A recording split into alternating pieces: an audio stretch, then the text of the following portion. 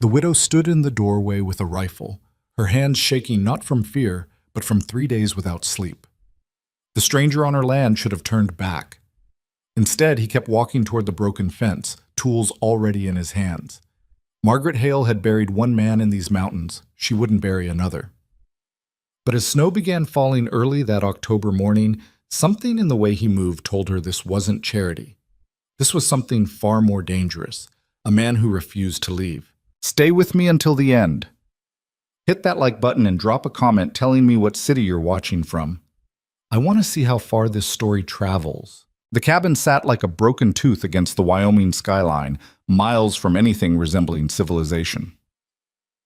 Margaret Hale woke before dawn every morning because sleeping past sunrise felt like surrender, and she'd surrendered enough already.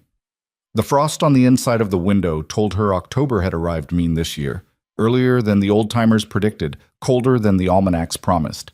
She didn't trust predictions anymore. Predictions were for people who believed the future owed them something. She pulled on her husband's old coat, Thomas's coat, though she tried not to think of it that way, and stepped outside into air so cold it burned going down. The valley stretched below, empty and gray, the kind of empty that made you understand why some people just walked into the woods one day and never came back. She wasn't one of those people. Not yet. The fence along the northern pasture had collapsed again overnight. Third time this month. The wood was rotting faster than she could replace it, and replacement timber cost money she didn't have. Everything cost money she didn't have. The chickens huddled near the barn, their feathers puffed against the cold. She'd lost 2 last week to something, fox maybe, or just the cold itself, which killed as efficiently as any predator up here. Margaret moved through her morning routine with the mechanical precision of someone who'd learned that stopping to think only made things worse. Feed the chickens, check the well, milk the cow if the cow looked willing, which she rarely did anymore. Chop wood. Always chop wood. The pile beside the cabin shrank faster than she could rebuild it, and her shoulders ached in ways they never had when Thomas was alive. She didn't let herself think about Thomas during daylight. Nighttime was hard enough. The sound of hooves came around mid-morning, unexpected and unwelcome. Margaret grabbed the rifle from inside the door, Thomas's Winchester, still solid even if everything else was falling apart, and stepped onto the porch. A man on a dark horse was crossing the creek bed, moving slow and easy like he had every right to be there. She raised the rifle, not aiming yet, just making a point. The rider saw her and stopped. He sat there for a moment, hands visible on the saddle horn, then dismounted and started walking his horse toward the cabin. The audacity of it almost impressed her. "That's far enough," Margaret called out. Her voice sounded stronger than she felt. Good. The man stopped. He was tall, lean in the way men got when they spent more time working than eating, wearing a battered coat and a hat that had seen better years. His face was weathered, hard to read from this distance. "Ma'am," he said. His voice carried across the cold air, quiet but clear. "I'm not here to cause trouble." "Then you can turn around and not cause it somewhere else." He didn't move. This cabin belonged to Thomas Boone? The name hit her like a fist. She kept the rifle steady. "Thomas Boone is dead. Has been for 8 months. This is my land now." The man nodded slowly, like he'd expected that answer, but hoped he wouldn't get it. "I know. I'm his brother, Elias." Margaret's grip on his Winchester tightened. Thomas had mentioned a brother once or twice, always in passing, never in detail. A wanderer, a scout, someone who couldn't settle down if his life depended on it. She'd pictured someone younger, wilder. This man looked like he'd been carved out of the same hard country that killed his brother. "Thomas never said you'd be coming around." "Thomas didn't know I'd be coming around," Elias said. "I've been writing contract scouts down in Colorado Territory. Got word about him 2 months back. Took me this long to get here." She wanted to tell him to leave. Wanted to tell him this land, this cabin, this grief, none of it was his business. But something in his face stopped her. Not pity. She could have handled pity. This was something else. Regret, maybe. Or just exhaustion that matched her own. "What do you want?" she asked. "Nothing." He looked past her at the cabin, at the sagging porch roof, and the chimney that barely drew smoke anymore. "Just wanted to see the place. Pay my respects." "You've seen it. Now you can go." Elias nodded. He turned back toward his horse, and Margaret felt a strange twist in her chest, relief mixed with something she didn't want to name. But instead of mounting up, he walked over to the collapsed fence line and crouched down, examining the broken posts. "What are you doing?" she called out. "Fence is down," he said, like that explained everything. "I know the fence is down. I live here. You planning to fix it?" "When I get to it." Elias stood, brushing dirt off his hands. "Ground's already starting to freeze another week, and you won't be able to dig post holes until spring. Stock will wander." "I don't have stock anymore," Margaret said. The admission tasted bitter. She'd sold the last of the cattle to pay for winter supplies. Elias looked at her then, really looked at her, and she hated it, hated being seen, hated the way his eyes took in the too big coat, the shadows under her eyes, the rifle she held like a lifeline because it was. "You got tools?" he asked. "I said I'll handle it." "That wasn't my question." Margaret's jaw clenched. "In the barn. Why?" "Because I'm going to fix this fence before I leave," Elias said. "And you can stand there arguing with me about it, or you can go back inside where it's warm. Either way, fence is getting fixed." The sheer presumption of it left her speechless for a moment. "I don't need your help." "Didn't say you did." He was already walking toward the barn. "But the fence needs fixing, and I know how to fix it. Seems wasteful to let good timber rot just because you're too proud to let someone do something decent." "I'm not proud," Margaret started, then stopped, because that was exactly what she was. Pride was all she had left. Pride in this failing cabin and a winter that would kill her if she wasn't careful. She lowered the rifle. "Fine. Fix the fence, then leave." Elias didn't answer. He found the tools in the barn, Thomas's tools, dust-covered and neglected, and went to work.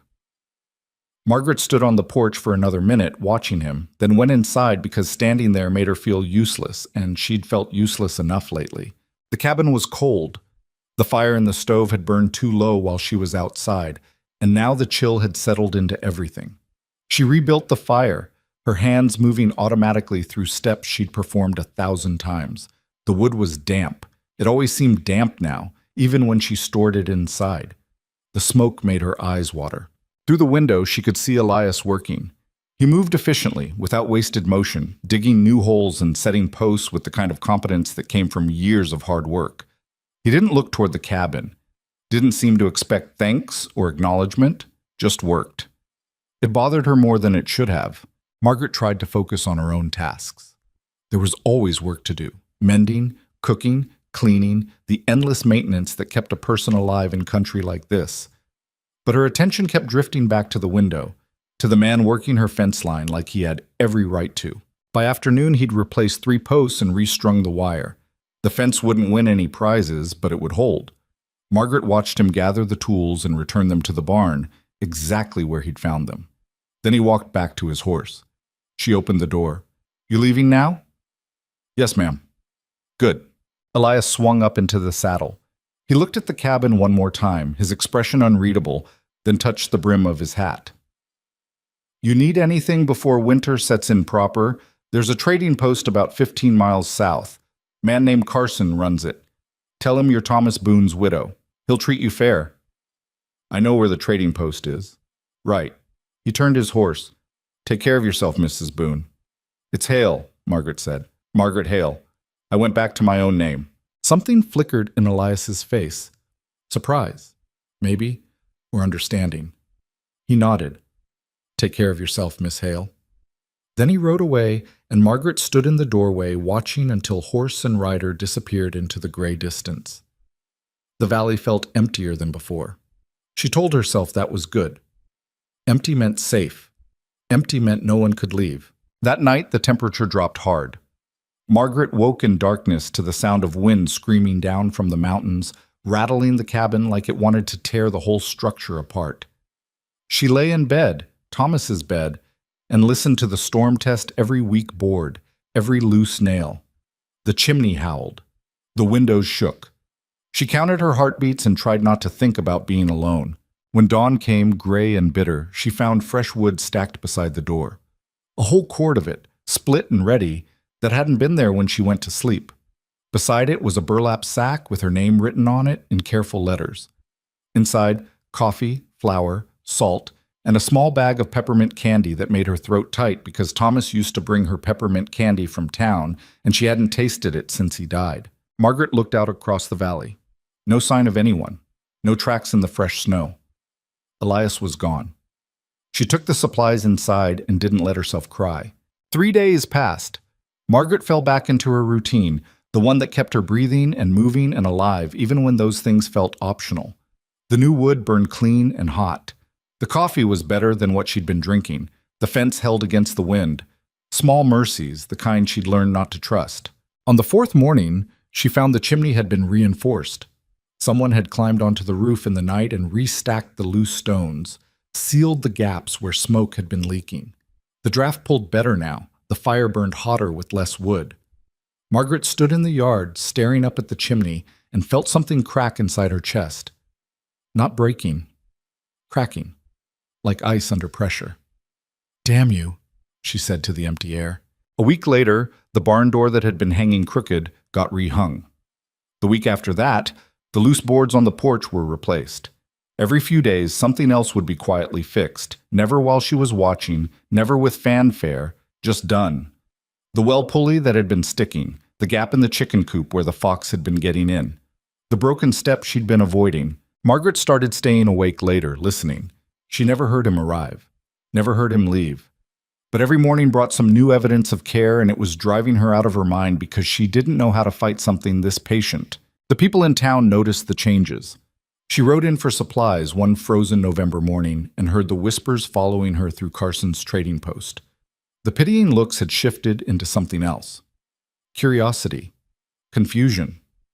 Martha Brennan, who ran the boarding house and knew everyone's business, cornered her near the fabric bolts. "Heard you got help out at the Boone place," Martha said.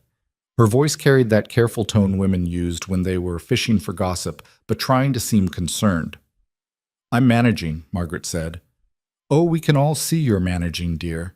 Fence is up, smoke's coming proper from your chimney. Folks are saying Thomas's brother came through." Margaret selected a spool of thread she didn't need. "Folks talk too much." "He's staying out there with you?" "No. But he's been around." Margaret met Martha's eyes. "He fixed a fence, that's all." Martha's expression said she didn't believe that for a second, but she was smart enough not to push. "Well, it's good you've got family looking after you. Winter's coming early this year.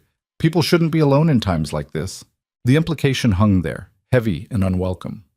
Margaret paid for her supplies and left before she said something she'd regret. But Martha's words followed her all the way home, needling at her. People shouldn't be alone. As if being alone was weakness. As if she hadn't chosen it deliberately. That night she sat on the porch with Thomas's rifle across her lap and waited. The cold bit through her coat. The stars came out hard and bright. Hours passed. She was about to give up when she heard hoofbeats soft in the distance.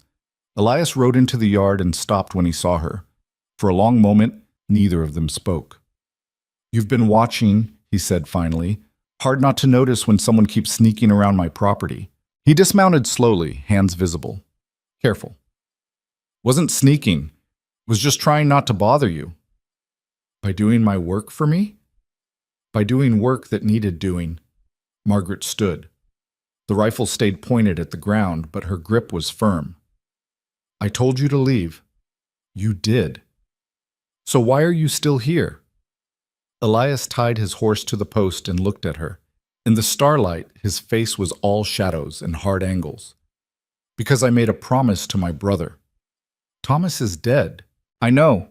Made the promise to him anyway, after I heard. Promised I'd make sure his wife got through the winter." "I'm not his wife anymore," Margaret said. "I'm not anybody's wife. And I don't need saving." "Didn't say you did." Elias leaned against the porch rail, tired in a way that went deeper than physical exhaustion. But needing something and being too stubborn to accept it are two different things. "You don't know anything about what I need. I know that chimney would have killed you in another month.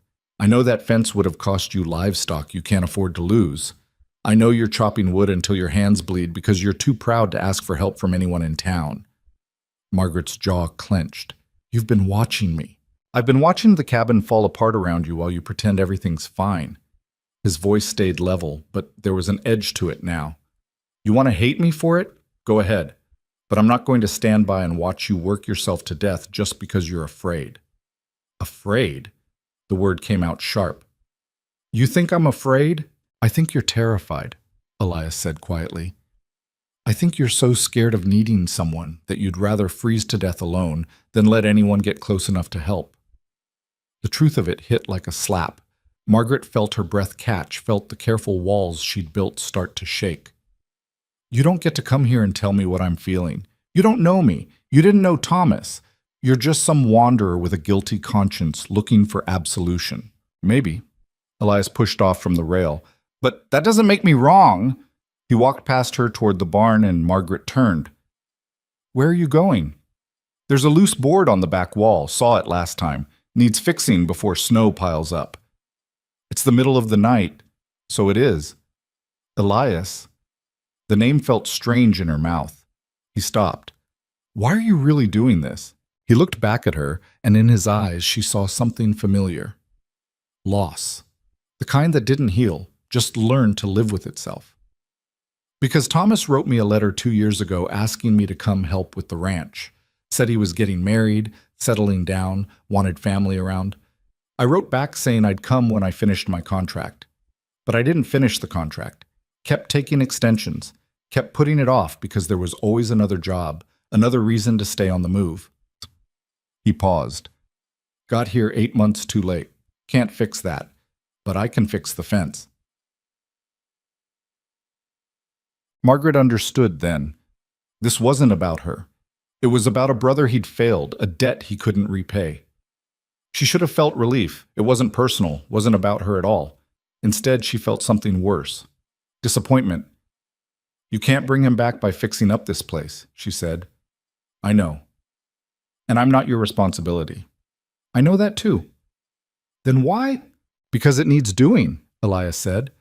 "And because you're doing everything you can just to survive, and that's not living. That's just lasting. And Thomas wouldn't have wanted that for you." The words broke something loose inside her.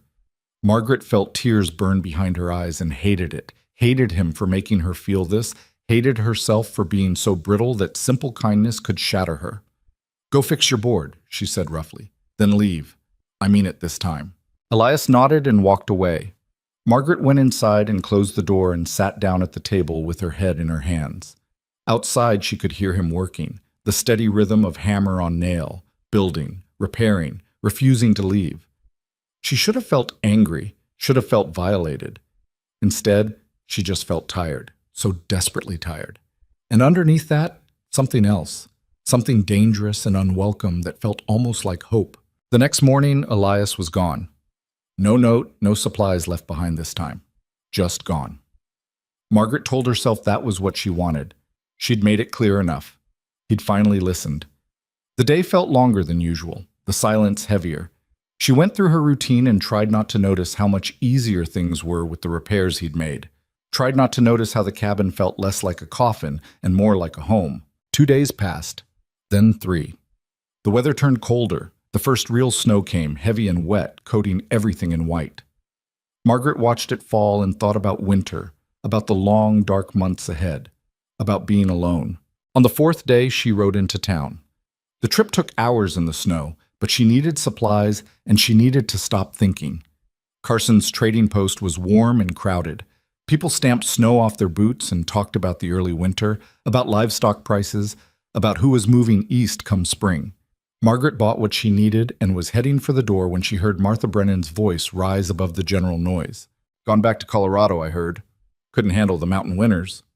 Someone laughed. "Thought he'd stick around for the widow. Guess she ran him off." Can you blame her? Last thing a grieving woman needs is some drifter pretending to play hero. Margaret's hand tightened on her parcels. She should keep walking, should ignore it. But something in her chest twisted sharp and mean. She turned. His name is Elias Boone. He's Thomas's brother. And he wasn't playing anything. The conversation died. Martha had the grace to look embarrassed. "Margaret, I didn't mean—" "Yes, you did." Margaret's voice stayed level. "You all did.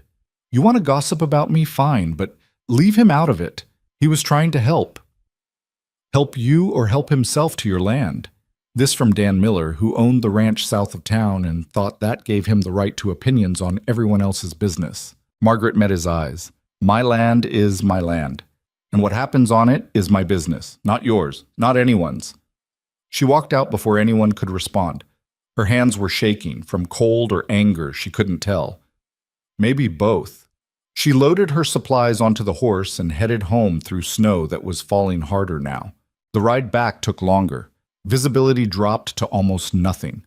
By the time she saw the cabin, full dark had fallen, and she was so cold she could barely feel her fingers. She put the horse in the barn, hauled her supplies inside, and collapsed near the stove. The cabin was freezing. She'd let the fire burn too low before leaving. Now it took forever to coax the flames back up, and even then the heat seemed to disappear into the darkness. Wind screamed outside. The shutters rattled. Margaret wrapped herself in every blanket she owned and tried to sleep, but the cold was vicious, working its way through layers until it found bone. Somewhere around midnight, she heard the door open. She sat up fast, reaching for the rifle, but a familiar voice said, "Just me." Elias stood in the doorway, snow-covered and half-frozen, carrying saddlebags and a bedroll. He shut the door against the wind and looked at her. "Storm's getting worse. Road's already impassable. I was halfway to the next valley when I turned back." Margaret should have told him to leave, should have maintained her boundaries. But the cold had stripped away her defenses, and she was too tired to lie. "There's coffee on the stove," she said. "Should still be warm." He shed his wet coat and crouched by the fire, holding his hands toward the flames. His fingers were white with cold. "You shouldn't have ridden to town in weather like this." "Needed supplies." "Needed them bad enough to risk freezing?" "I've ridden in worse." "That doesn't make it smart." Margaret bristled. "I've been doing just fine without you telling me what's smart." Elias looked at her, and there was something in his expression she couldn't read. "Have you? Because from where I'm standing, you've been doing everything the hard way just to prove you don't need anyone. And there's a difference between strong and stubborn." "You left," Margaret said. "I told you to, and you actually listened. So why come back now?" "Because the storm's coming in faster than expected, and I wasn't going to make it to shelter.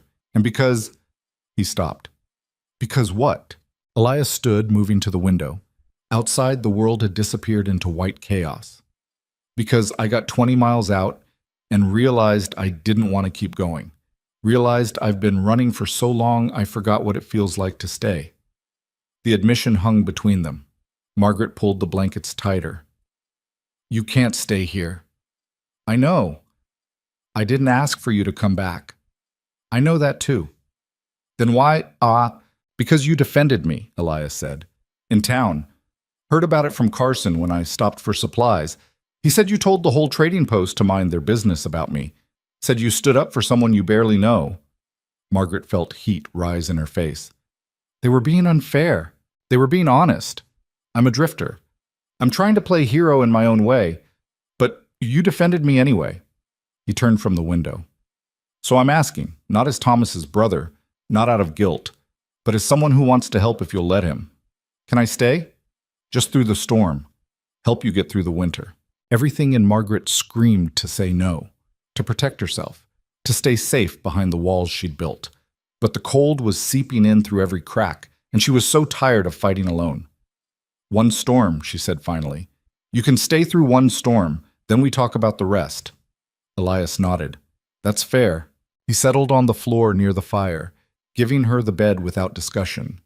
The wind howled outside. The cabin shook but held. And for the first time in 8 months, Margaret fell asleep knowing she wasn't alone. It didn't feel like surrender. It felt like something else, something she wasn't ready to name, but it felt like possibility. The storm lasted 3 days. Margaret woke the first morning to find Elias already up, feeding the fire and melting snow for water. He moved through the cabin like he'd been doing it for years, efficient and quiet, careful not to wake her until the coffee was ready. She lay there watching him through half-closed eyes, trying to decide if she was grateful or resentful. Maybe both. "You don't have to do that," she said finally. He glanced over. "Do what?" "Act like you live here. Someone's got to keep the fire going." He poured coffee into 2 tin cups. "Unless you want to do it." Margaret sat up, pulling the blanket around her shoulders. The cabin was warmer than it had been in weeks, almost comfortable. I've been keeping the fire going just fine on my own. I noticed. Elias handed her a cup. Saw the stack of half-burned green wood out back. That's why your chimney was smoking so bad. The wood is what I could get. I know. That's why I brought seasoned timber with me. He settled back near the fire. It's in the barn. Should last you most of the winter if you're careful. Margaret stared at him over the rim of her cup. You planned this, coming back. I considered the possibility. That's not the same thing. Elias shrugged. Storm was coming either way. Figured if I was going to get trapped somewhere, might as well be somewhere I could be useful. You could have been useful in town, at the boarding house. Could have. He sipped his coffee. Didn't want to be. The admission sat between them, heavy with implications Margaret wasn't ready to examine. Outside, wind battered the cabin walls. Snow piled against the windows. The world had shrunk to this one room, this fire, these two people who barely knew each other. What did you do? She asked. Before you were a scout. Same as I do now. Rode from place to place, worked where work needed doing. Elias stared into his cup. Grew up on a ranch in Missouri. My father died when I was 14, Thomas was 12. Mother tried to keep the place going, but it was too much. We lost it to the bank when I was 16. After that, I just moved. Never stayed anywhere long enough to put down roots. And Thomas? Thomas was smarter. Found work on another ranch, saved his money, came out here and filed a claim. Built this place with his own hands. There was pride in his voice and something else. Regret.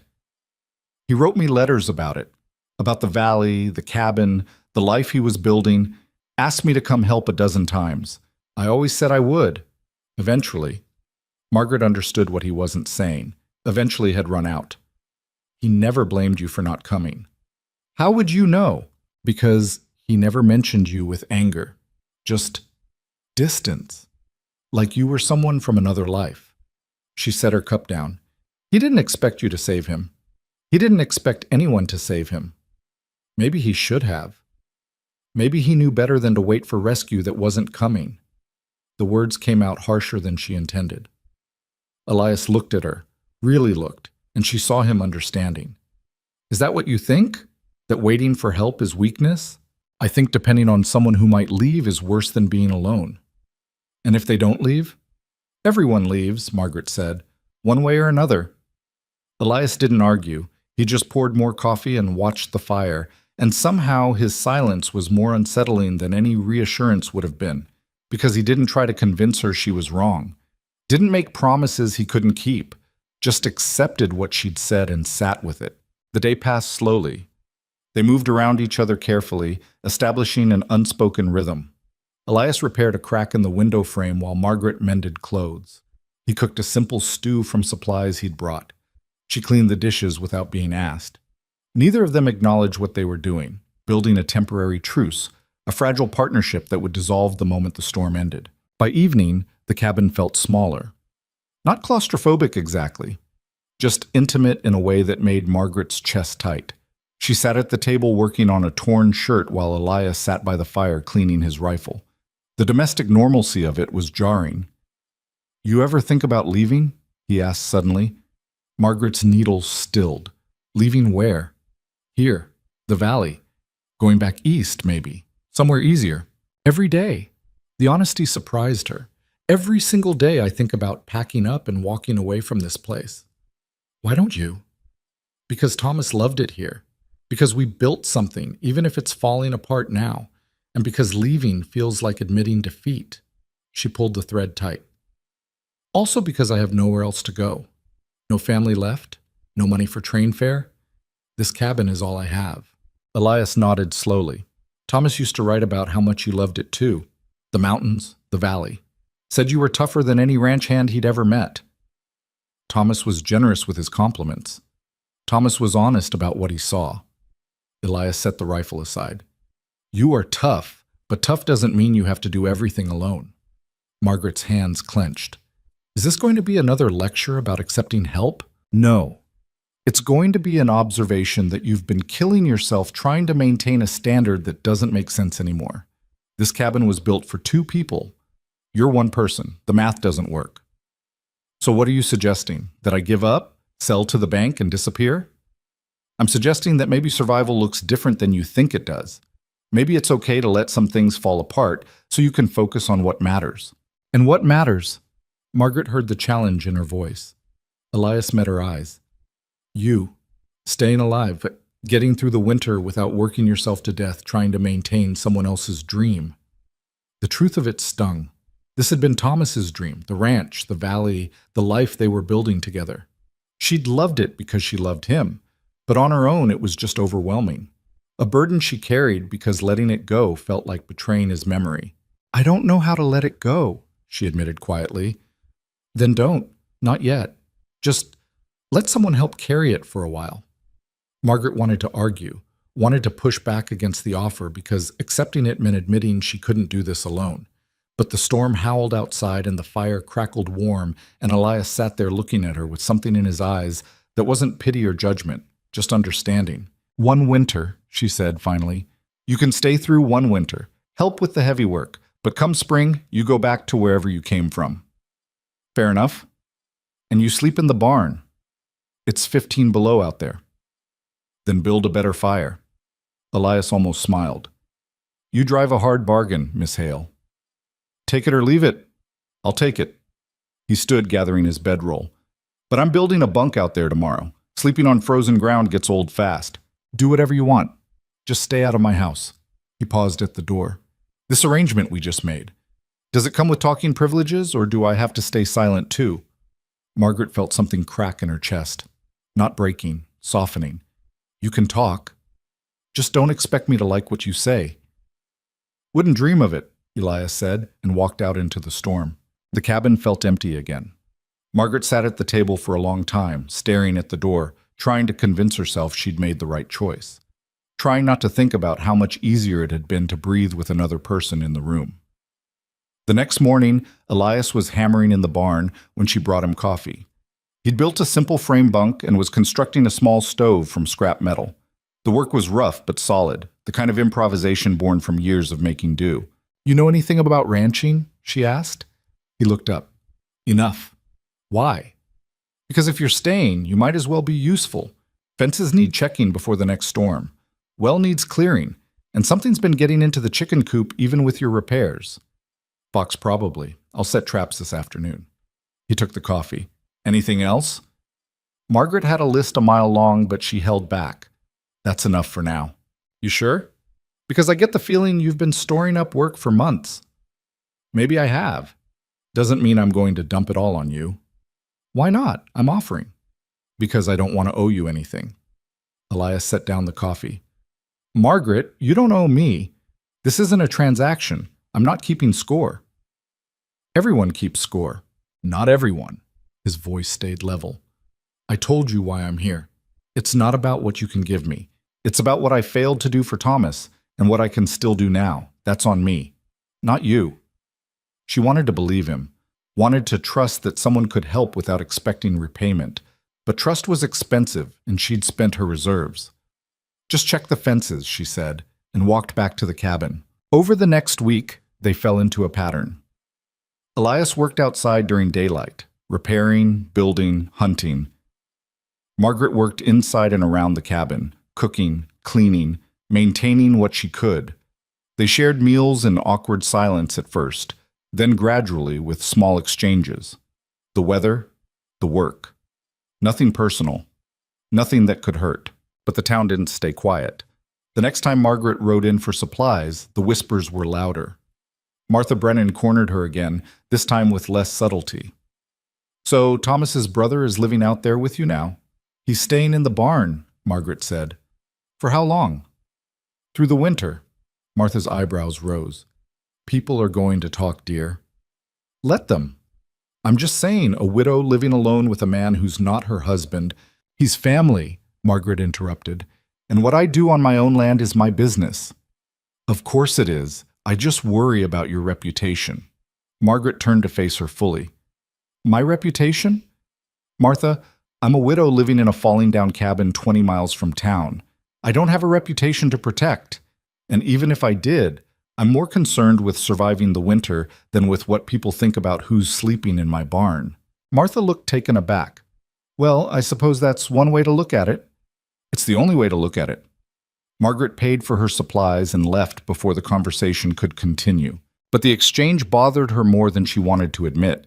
Not because she cared what Martha Brennan thought, but because it highlighted something she'd been trying to ignore. She and Elias were building something out there in the valley. Not a relationship, exactly, but a partnership, a routine. And the longer he stayed, the harder it would be when he left. That night, she confronted him about it. He was working on a new chicken coop door when she came out with dinner.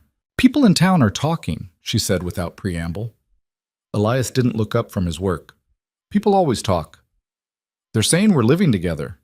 "We are living together. I'm in the barn, you're in the cabin. Same property. You know what I mean." He set down his tools. "What do you want me to do about it? Leave?" "No. Maybe. I don't know." Margaret sat down on a barrel. "I just don't want people thinking..." "Thinking what? That you're not suffering enough? That you should be more isolated, more miserable to prove you're properly grieving?" His voice had an edge now. "I don't care what they think, and you shouldn't either. Easy for you to say. You can leave any time. I have to live with these people." "Do you?" "Because from where I'm standing, you barely interact with them anyway. You ride to town once a month, buy supplies, and leave. That's not living with anyone." The observation stung because it was true. She'd isolated herself long before Elias arrived. The town had become just another source of supplies, not a community. "I liked it better when you didn't talk so much," she muttered. "No, you didn't. You just liked it better when I agreed with everything you said." Margaret glared at him. "You're supposed to be helping, not criticizing." "I am helping. Part of that is telling you when you're making things harder than they need to be." Elias leaned back against the wall. "You want me to leave? Say the word. I'll pack up and go. But don't use the town as an excuse. If you want me gone, own it." She opened her mouth to tell him to pack up. The words were right there, ready. But they wouldn't come. Because the truth was she didn't want him gone. The cabin was warmer with him around. The work was lighter. The nights were less lonely. And that terrified her more than any gossip. "I don't want you gone," she said finally. "I just don't know what I do want." That's honest, at least. Is it enough? Elias considered. "For now. We'll figure out the rest as we go." They ate dinner in silence after that, but it was a different kind of silence, less hostile, almost comfortable. And when Margaret went back to the cabin that night, she left the door unlatched. Not an invitation exactly, but not a locked barrier either, somewhere in between. The weeks rolled on and the snow piled deeper. December came hard and mean, with temperatures that made the previous cold seem gentle. Elias moved between the barn and the cabin more frequently now, the distance too dangerous to maintain when frostbite could set in within minutes. Margaret stopped protesting. They'd found a rhythm that worked, and disrupting it over pride seemed pointless. One evening, Elias came in stamping snow from his boots and swearing under his breath. "Problem?" Margaret asked from the stove. "Fox got 2 more chickens. I found the hole he's using, but I can't get a clear shot. He's smart, comes after dark, stays low. We'll lose the whole flock if you don't stop him." "I know." Elias pulled off his gloves. His hands were raw with cold. "I'll try again tomorrow night. Might have to sit out there and wait him out. In this weather, you'll freeze. Got a better idea?" Margaret didn't. They ate dinner while discussing strategies, and somewhere in the conversation she realized they'd stopped being formal with each other. The Miss Hale and Mr. Boone had disappeared. Now it was just Margaret and Elias, 2 people solving problems together. "You could set a deadfall trap," she suggested. "Thomas used to build them. More effective than shooting in the dark." "Show me how." She hesitated. She hadn't built a deadfall since Thomas died. It was his skill, his knowledge. Using it felt like trespassing on memory, but the chickens needed protecting and pride wouldn't feed them. "Tomorrow," she said. "I'll show you tomorrow." The next morning, Margaret led Elias to the chicken coop and explained the mechanics. How to balance the weight, where to place the bait, how to make it sensitive enough to trigger but not so sensitive it would spring from the wind. He listened carefully, asked smart questions, and didn't make her feel foolish for knowing things he didn't. They worked together in the cold, their breath frosting the air. Margaret's fingers went numb despite the gloves, but she kept working. Elias noticed. "Take a break. Warm up." "I'm fine." "You're shaking." "I said I'm fine." He caught her hand, pulling off her glove to examine her fingers. They were white at the tips, bloodless. "This is frostbite starting. Get inside." "I need to finish." "I can finish. You've shown me how. Now get inside before you lose fingers." The command in his voice surprised her. She pulled her hand back. "Don't tell me what to do. Someone needs to." Elias's jaw was set. "You push yourself until you break, and then you keep pushing. It's not strength, Margaret. It's self-destruction. You don't know anything about me. I know you've been living on coffee and stubbornness for months. I know you sleep maybe 4 hours a night. I know you're so afraid of being weak that you won't admit when you need help, even when your body is shutting down." Margaret felt something surge in her chest. Anger, maybe, or fear. "You want to know why I push myself? Because the second I stop, the second I admit I can't do this, it's over. The cabin, the land, everything Thomas worked for, gone. So yes, I push, because stopping means failing. And dying means what? Winning?" Elias's voice rose to match hers. "You think Thomas would want this? You think he'd want you working yourself to death trying to maintain some impossible standard? Don't you dare tell me what Thomas would want. You weren't here. You didn't know him, not the way I did." "You're right. I wasn't here. But I knew him long enough to know he loved you, and he wouldn't have loved someone who gave up on herself the moment he was gone." The words hit like a physical blow. Margaret felt tears burn behind her eyes and hated it. Hated him for seeing through her. Hated herself for being so transparent. "Get out," she said. "Margaret, get out of my sight. Go finish your trap. Go hunt. Go anywhere but here." Elias looked at her for a long moment, then nodded and walked away. Margaret stood there in the cold, shaking from more than the temperature. When she finally went inside, she slammed the door hard enough to rattle the windows. She spent the rest of the day furious, at Elias for pushing, at herself for breaking, at Thomas for dying and leaving her alone with all this weight. The anger felt good, cleaner than grief. She let it burn. But by nightfall, the anger had cooled into something worse. Shame. Because Elias had been right. She was killing herself slowly and calling it strength. And some part of her had wanted someone to notice, to care enough to say something. She heard him come back after dark, heard him moving around in the barn. She should apologize. Should go out there and tell him she understood what he'd been trying to do, but pride kept her inside. The next morning, she found fresh eggs and firewood at her door. No note, just the quiet evidence of care. Margaret stood there holding the eggs and felt something break loose in her chest. Not her walls, just a small crack, enough to let a little light in. She made breakfast, more than she usually bothered with, and took half of it to the barn. Elias was working on leather tack when she entered. He looked up, wary. "Brought you breakfast," she said. "Thanks." She set it down and turned to leave, then stopped. "You were right, yesterday, about me pushing too hard." Elias set down the tack. "And you were right, too. I don't know everything about what you've been through, but you see more than I want you to. Is that a bad thing?" Margaret considered. "I don't know yet." They looked at each other across the barn, two stubborn people trying to figure out how to be less alone. Finally, Elias spoke. "The deadfall worked. Got the fox this morning. Chickens are safe." "Good." "Your trap design. It was smart." "Thomas's design." "You remembered it. Built it. That counts." Margaret felt the crack in her chest widen slightly. "I should get back." "Margaret," she stopped. "I'm not trying to fix you or change you. I just don't want to watch you disappear." The honesty of it made her throat tight. She nodded, not trusting her voice, and left. But something had shifted. Over the following days, they moved around each other differently, less guarded, more willing to share space and conversation. Elias started eating dinner in the cabin instead of the barn. Margaret stopped pretending she minded. They talked more, about the ranch, about the weather, about nothing important, just filling the silence with something other than loneliness. One night, Margaret asked him about Colorado. "What made you finally come back?" Elias stared into his coffee.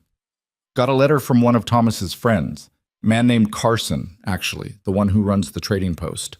He told me what happened and said I should know my brother had died alone. That hit different than I expected." "Thomas didn't die alone. I was with him." "I know, Carson told me that too, but I wasn't." And that's the part that won't leave me alone. Margaret understood. Guilt was persistent. It didn't care about logic or circumstances. You can't change it. No, but I can make sure his widow doesn't end up the same way he did. Alone, trying to hold on to something too big for one person to carry. I'm not alone anymore, Margaret said quietly. You're here. Elias looked at her, and something passed between them. Recognition, maybe. Or just the acknowledgement that they'd stopped pretending this was temporary. Yeah, he said. I am. The winter deepened. Christmas came and went unmarked except for the way Elias left a carved wooden figure on her doorstep. A small bird, wings spread. Margaret kept it on the windowsill and didn't ask what it meant. The new year arrived cold and hard, and through it all, two people who'd expected to remain strangers found themselves becoming something else. Not quite friends, not quite family, but connected in ways neither of them could name. And in the frozen valley where the wind still howled and the snow still fell, the cabin stopped feeling like a tomb. It started feeling like possibility. January came in like a predator, the kind of cold that didn't just bite, it devoured. Margaret woke one morning to find ice on the inside of the windows, thick enough to scratch patterns into, and when she tried to open the door, it was frozen shut. She had to heat water and pour it along the frame before the wood would budge. Elias was already up, working in the barn despite the brutal temperature. She could see him through the ice-covered window, breath coming out in thick clouds as he fed the horses. He'd stopped asking permission to do things weeks ago, just did what needed doing. She'd stopped pretending to mind. "Radio's calling for a big one," he said when she brought coffee out to him later. The barn was only marginally warmer than outside. "Carson mentioned it when I picked up supplies yesterday. Said the old-timers are talking about it being the worst storm in 20 years. Margaret looked out at the gray sky. It didn't look particularly threatening yet, but she'd learned to trust the instincts of people who'd survived out here longer than she had. "How long do we have?" "Day, maybe 2. I need to reinforce the barn roof and make sure we've got enough feed stored inside. If it's as bad as they're saying, we won't be able to get out here for days. I'll start bringing in extra firewood." Already did. Got 3 cords stacked inside the cabin. He saw her expression and added, "I know, should have asked first, but I was up early and it needed doing." She should have been irritated by the presumption. Instead, she just felt tired. "Thank you." "Don't thank me yet. If this storm is what they're predicting, we're going to be trapped together for a while. You might be sick of me by the end of it." "I'm already sick of you," Margaret said, but there was no heat in it. Elias almost smiled. Fair enough. They spent the day preparing. Elias worked on securing anything that could blow away or collapse under heavy snow. Margaret cooked enough food to last a week and filled every container she had with water in case the well froze over. By evening, the wind had picked up and the temperature had dropped another 10 degrees. "You should sleep in the cabin tonight," Margaret said as they ate dinner. "Barn's going to be too cold." Elias looked up from his plate. "We've been over this." That was before the storm. "This is different. I'm not having you freeze to death out there because you're too stubborn to accept basic shelter. I'll be fine. Got plenty of blankets." "Elias." She set down her fork. "I'm not asking. The barn isn't insulated well enough for what's coming. You know it, and I know it. Sleep by the fire. We're both adults. We can manage one room for a few days." He studied her face, looking for the catch. "You sure? Would I offer if I wasn't?" "You might, just to see if I'd refuse." Margaret felt something like a laugh try to escape. "Just say yes or no." "Yes. Thank you." The storm hit around midnight. Margaret had been drifting in and out of sleep when the wind suddenly roared to life, slamming against the cabin with enough force to make the whole structure groan. She sat up fast, heart pounding. Across the room, Elias was already awake, adding wood to the fire. "It's early," he said quietly. "They said tomorrow afternoon. Weather doesn't read predictions." The wind screamed louder, and Margaret heard something tear loose outside, probably part of the chicken coop roof she'd been meaning to fix. She started to get up, but Elias shook his head. "Nothing we can do about it now. Going out there would be suicide." He was right, but she hated it. Hated being helpless while her property got destroyed. She sat back down on the bed, pulling blankets around herself. The cabin shook. The fire flickered. and the storm settled in like it planned to stay forever. By dawn, the world outside had disappeared. Snow fell so thick Margaret couldn't see the barn 20 feet away. The wind drove it horizontal, piling drifts against the cabin walls that reached halfway up the windows. The temperature inside dropped despite the fire burning hot. "We need to ration the wood," Elias said, calculating with his eyes. 3 cords sounds like a lot, but if this lasts more than a week, we'll be in trouble.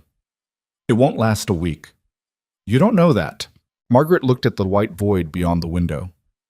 No, I don't. They fell into a routine born of necessity. Elias tended the fire, keeping it at the minimum needed for survival rather than comfort. Margaret managed the food, stretching their supplies as far as possible. They spoke little. The storm was too loud for easy conversation, and besides, what was there to say? They were trapped. They would either survive or they wouldn't. Talk wouldn't change the outcome. But on the second night, something shifted. The wind died down slightly, still dangerous but not deafening, and the silence that filled the gap felt heavier than the noise had been. Margaret sat at the table mending socks while Elias worked on carving something from a piece of scrap wood. The domesticity of it was surreal. "What are you making?" she asked finally. He held it up. Another bird, this one smaller than the first, wings tucked close to its body. "Keeps my hands busy." "You're good at it." "Had a lot of practice. Long nights on the trail, not much else to do." He ran his thumb along the wood grain. "My father used to carve. He'd make toys for me and Thomas when we were kids. Little horses, soldiers, things like that. I picked it up from watching him." It was the most he'd ever said about his childhood. Margaret set down her mending. "What happened to your mother after you lost the ranch?" "Remarried. Man from town who had a dry goods store. He didn't want Thomas and me around, so we left. She wrote for a while, then stopped. Last I heard, she'd moved to Kansas City." His voice was flat, factual. "Haven't seen her in 15 years. I'm sorry." "Don't be. She did what she had to do to survive. Can't fault her for that." Margaret understood survival choices. "My parents died when I was 18, cholera outbreak in Ohio. I was working as a seamstress when I met Thomas. He came into the shop looking for someone to repair a torn coat. We got to talking. 6 months later, we were married and heading west." She paused. "Everyone said I was crazy, that I didn't know him well enough, that frontier life would kill me. Maybe they were right. You're still alive. Barely. Barely counts." She looked at him across the fire. His face was half in shadow, weathered and hard, but not unkind. "Why do you do that?" "Do what?"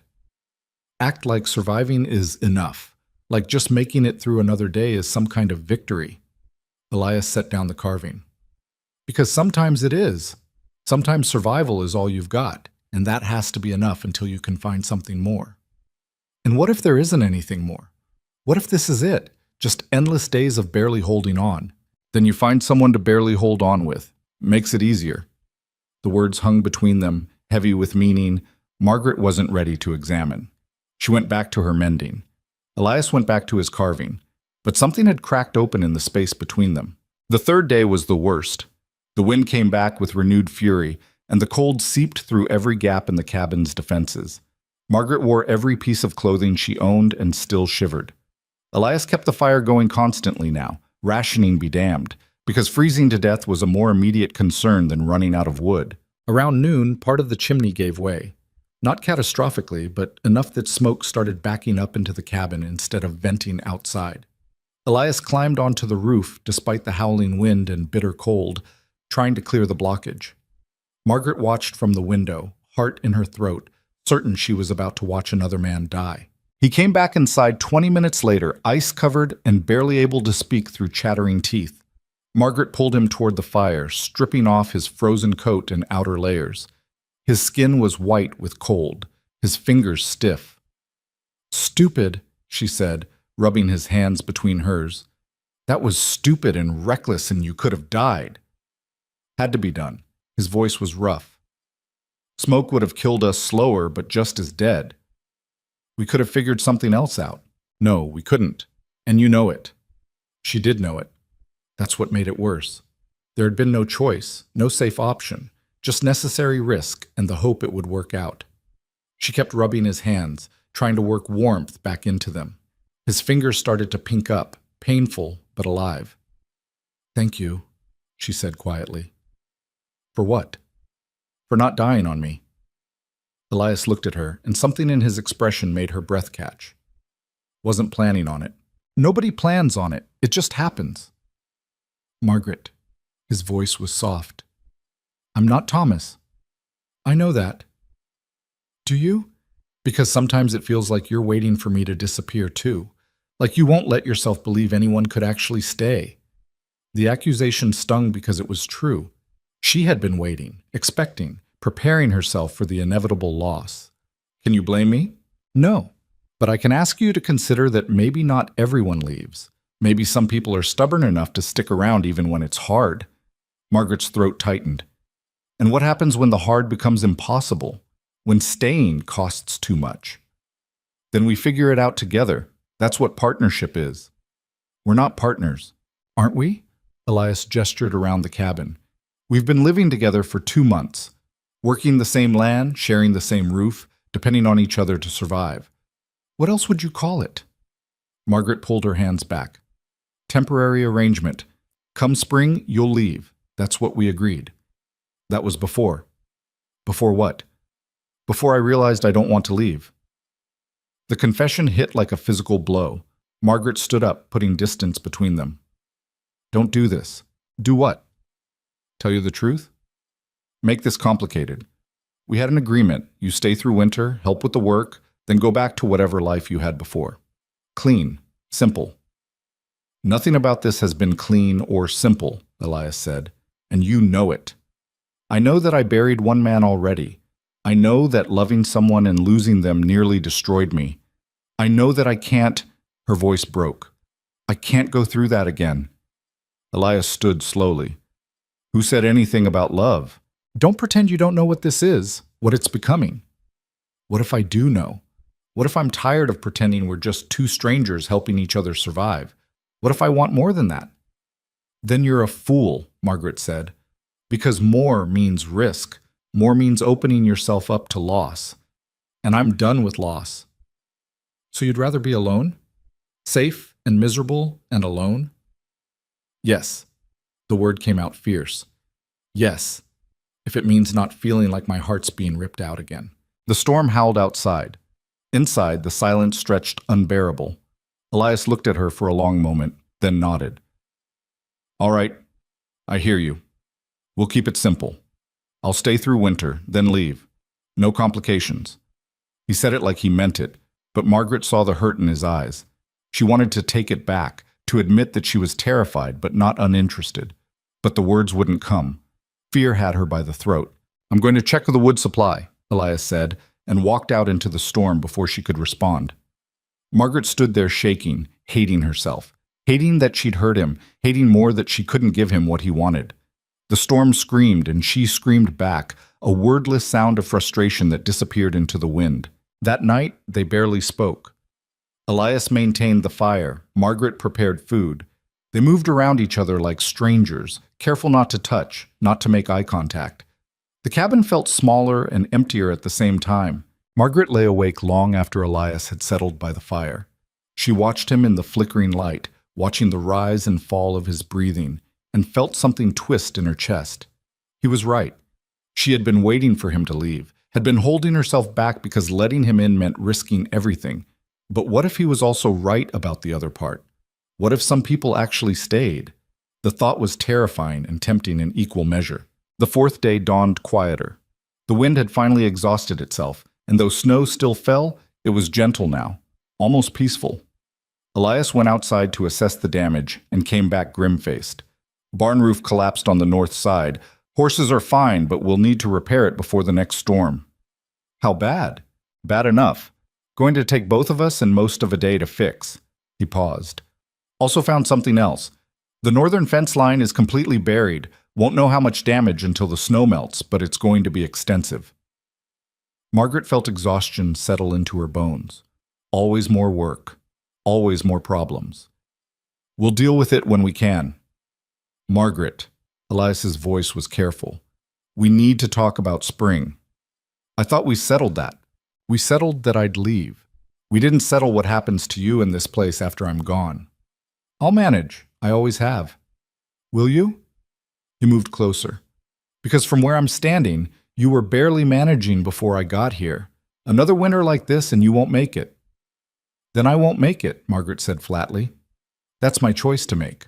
And if I don't want to let you make that choice, if I want to stay and help you build something sustainable instead of just surviving season to season. I told you. I know what you told me. You're scared. You don't want to lose anyone else. I get it. But here's what I'm scared of. His voice roughened. I'm scared of walking away from this valley and spending the rest of my life wondering if you made it through the next winter. I'm scared of being back on some trail in Colorado and hearing that Margaret Hale froze to death alone because she was too stubborn to let anyone care about her. You don't care about me. You care about fixing what you couldn't fix with Thomas. Maybe that's how it started, Elias admitted. But it's not how it is now. Now I care because you're you, because you're fierce and stubborn and you fight like hell even when you're barely holding on, because you make terrible coffee and you're a better carpenter than you admit, and you've got more courage in your little finger than most men I've known have in their whole bodies. Margaret felt tears burn behind her eyes. Stop. Why? Because it's easier if I don't say it? If we both just pretend this is nothing? Yes. The word broke. Because if you say it, if you make it real, then when you leave it's going to destroy me. And I can't survive that again. Then don't let me leave. Elias closed the distance between them. Tell me to stay. Not because of some agreement or temporary arrangement, but because you want me here. Because this matters to you the way it matters to me. Margaret looked up at him, and everything she'd been holding back threatened to break loose. Want and fear and grief and hope, all tangled together until she couldn't separate them. I don't know how to trust this. I'm not asking you to trust it all at once. Just trust it enough to try. And if I can't, then I'll leave in the spring like we agreed. But at least we'll both know we gave it a chance instead of running from it. The storm outside had stopped. Inside, Margaret stood at a crossroads. She could do what she'd always done, protect herself, maintain distance, survive alone. Or she could take the terrifying step of letting someone in. I'm scared, she whispered. I know. If you stay and something happens, something could happen whether I stay or go. That's life. We don't get guarantees. Thomas thought he had years left. He was wrong. And he would hate knowing you're spending the years you do have afraid to live them. Elias reached out slowly, giving her time to pull away. When she didn't, he took her hands. I'm not asking you to forget him. I'm not asking you to pretend the past didn't happen. I'm just asking you to consider a future that has room for both of us. Margaret looked down at their joined hands. His were scarred and work-worn, warm despite the cold. Real, present, here. I don't want you to leave in the spring. Then I won't. But I can't promise you. I'm not asking for promises. Just a chance. She met his eyes. They were gray like the valley in winter, steady and patient. If you hurt me, I'll never forgive you. If I hurt you, I'll never forgive myself. Margaret nodded slowly, feeling something fundamental shift inside her. Not healing, exactly, but the beginning of it. The first tentative step toward letting someone matter again. Okay? Okay? Stay. Through spring, through summer, through... She couldn't say forever. That word carried too much weight. As long as it makes sense. Elias smiled, and it transformed his whole face. As long as it makes sense. I can work with that. He pulled her into a hug, and Margaret let herself lean into it. Let herself accept the comfort and warmth and solid reality of another person. The cabin was still cold. The work was still overwhelming. The future was still uncertain. But for the first time in 8 months, she wasn't facing it alone. When they finally pulled apart, Elias looked toward the window. Storms stopped. We should check on the animals. We should. But neither of them moved.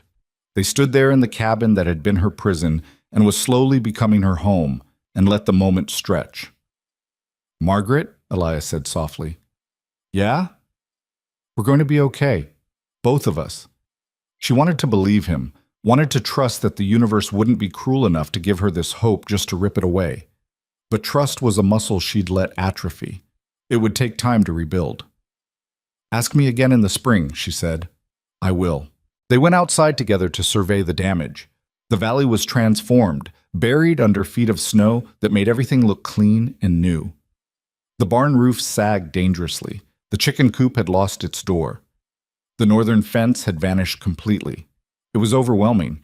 But as they stood there assessing what needed fixing, Margaret felt something she hadn't felt in months. Not quite hope, but possibility. The sense that maybe, just maybe, the hard work ahead wouldn't have to be faced alone. "We'll start with the barn roof," Elias said. "Get that stable before the next storm. And then the chicken coop. And then we'll worry about the fence when we can actually see where it is." Margaret looked at him. "This is going to take months. Good thing I'm not going anywhere." The simplicity of the statement, the certainty in his voice, made something warm bloom in her chest. She didn't say anything, just nodded and started walking toward the barn. Behind her, she heard Elias following. 2 people. 1 valley. A winter that had tried to destroy them and failed. And somewhere in the wreckage and the work and the slow thaw happening inside a frozen cabin, something new was being built. Something that didn't have a name yet, but felt a lot like home. The barn roof took 6 days to repair. Not because the work was complicated, but because February proved even meaner than January. Every morning brought a new challenge. Frozen tools, wood too cold to cut properly, wind that made working at height nearly suicidal. But Elias worked steady, and Margaret worked beside him, holding beams in place while he hammered, passing him nails when his hands were too numb to dig them from his pockets. On the 7th day they finished. The roof sat solid and square, no longer sagging under snow weight. Elias climbed down from the ladder and stood back, assessing their work with a critical eye. "It'll hold," he said finally. "Damn right it will," Margaret said. Her shoulders ached and her hands were blistered despite the gloves. But there was satisfaction in the pain. They'd built something, fixed something, made it better. That night she moved his things from the barn into the cabin without asking. Just cleared space near the fire and set his bedroll there like it had always belonged. When Elias came in for dinner, he saw the change but didn't comment. Just nodded once and settled into the new arrangement like it was the most natural thing in the world. "I'll build a proper bunk tomorrow," he said. "Something off the floor." "Fine. Unless you'd rather I stayed in the barn now that the roof's fixed." Margaret looked at him. "Do you want to stay in the barn?" "No." "Then build your bunk." The simplicity of it felt radical. No debate, no second guessing, just a decision made and accepted. Margaret waited for the panic to set in, the fear that she'd led him too close, but all she felt was tired relief, one less thing to fight about, one less wall to maintain. The next weeks fell into a rhythm that was almost comfortable. Elias built his bunk, a solid frame with rope supports and a thin mattress he'd brought from town. Margaret cleared Thomas's old trunk from the corner to make room for Elias's tools.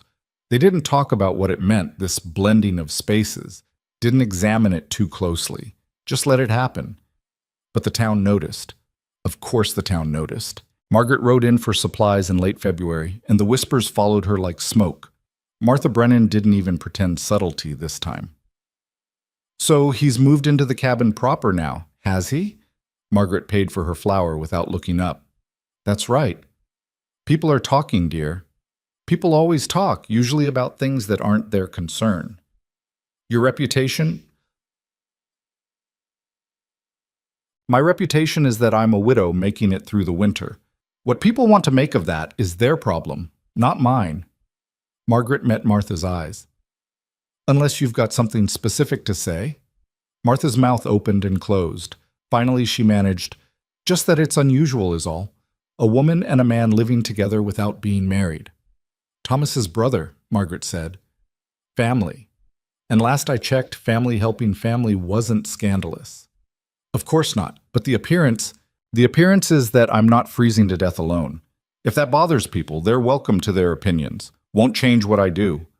She left before Martha could respond, but the conversation sat heavy on the ride home. Not because she cared what Martha thought, but because it forced her to examine what she and Elias actually were to each other. Family felt too simple, partners felt too formal. Something else then. Something she didn't have words for yet. Elias was splitting wood when she got back. He looked up when she approached, reading her expression. "Bad trip?" "Martha Brennan happened." "Ah." He sunk the axe into the chopping block. What's she saying now? That we're living in sin and destroying my reputation.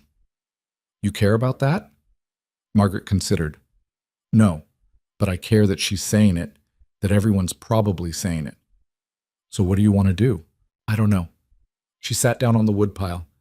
Part of me wants to tell them all to go to hell. Part of me wonders if they're right, if this is... She gestured between them. Whatever this is, if it's wrong. Elias pulled off his gloves. You think it's wrong? I think it's complicated. Different question. Margaret looked at him. No, I don't think it's wrong, but I don't know what it is either, and that scares me. Fair enough. He sat down beside her. What if we stop trying to figure out what it is and just let it be what it needs to be? That's not an answer. Sure it is, just not the one you want. Elias picked up a piece of wood, turning it in his hands. You want labels. Want to know exactly what we are so you can put it in a box and understand it. But maybe some things don't fit in boxes. Maybe we're just two people who work well together and care about each other, and that's enough for now. The town wants more than that. The town can want whatever it likes. Doesn't mean we owe them an explanation. Margaret felt something loosen in her chest. You make it sound simple. It is simple. We're making it complicated by worrying about what other people think instead of just living our lives. And if they decide She stopped, the word catching in her throat. A what? A woman making her own choices? A person refusing to suffer alone to make others comfortable? Elias stood, offering her his hand. Margaret, you've spent months being what everyone expected. The grieving widow, the struggling survivor, the pitiful figure who needs saving. When are you going to decide what you actually want to be? The question hit deeper than she expected. When was she going to decide? She'd let grief define her for so long, let fear dictate her choices. What if she stopped? What if she just chose? She took his hand and let him pull her up. I want to stop being afraid. Then stop. It's not that easy. Isn't it? He didn't let go of her hand. Fear is just a habit, and habits can be broken. Margaret wanted to argue, to explain all the reasons it wasn't that simple. But standing there with her hand in his, warm despite the cold, she wondered if maybe he was right. Maybe it was that simple. Maybe she just had to choose something different. Help me fix the chicken coop, she said. Elias blinked at the subject change but didn't question it. Now? Now, while I'm still feeling brave.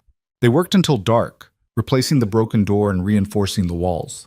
It was simple work, repetitive and mindless, but it felt good, productive. By the time they finished, Margaret's doubt had quieted to a manageable whisper. Not gone, just less loud. That night she made dinner while Elias worked on his carving. The cabin felt warm, almost cozy. When they sat down to eat, she said without preamble, I'm not going to worry about what the town thinks anymore. He looked up. Yeah? Yeah, they want to talk. Let them talk. I'm done justifying my choices to people who don't understand them. Good. Just good? What else is there to say? You made a choice. I'm glad you made it. He took a bite of stew. This is better than usual. You use different seasoning? The casual shift in topic made her smile. This was what she liked about him. He didn't make everything dramatic, didn't demand declarations or grand statements, just accepted what she offered and moved forward.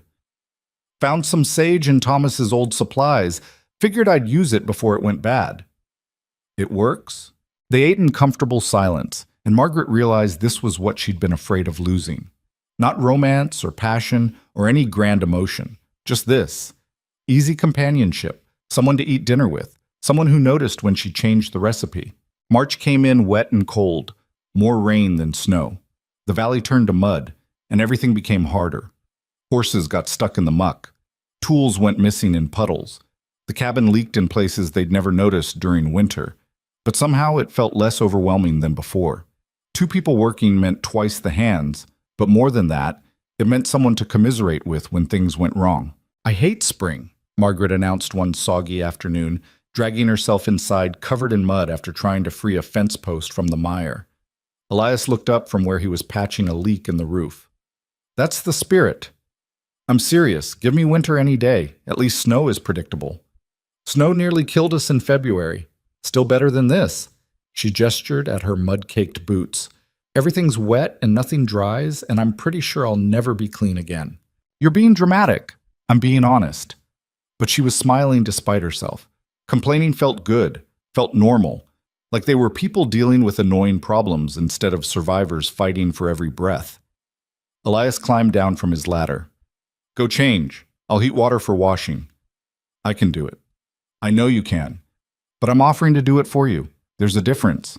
Margaret started to argue, then stopped. This was the pattern they fell into sometimes, her insisting on independence, him gently pushing back. Usually she resisted. Today she was too tired and too muddy to care. Fine.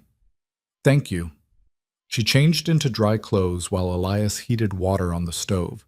When she came back out, he'd set up a washing basin and laid out clean towels. Small gestures, but they added up.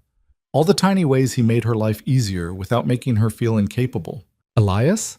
She said as she washed the mud from her hands. Yeah? I'm glad you stayed. He looked over from the stove. Me too. It wasn't a grand declaration, wasn't poetry or promises, just truth, simple and solid. Margaret felt it settle into her bones, warming her better than any fire. The rain finally broke in mid-March, giving them 3 days of clear weather to assess winter's damage. The northern fence was worse than they'd thought, not just buried but broken in a dozen places, posts snapped by ice and wind.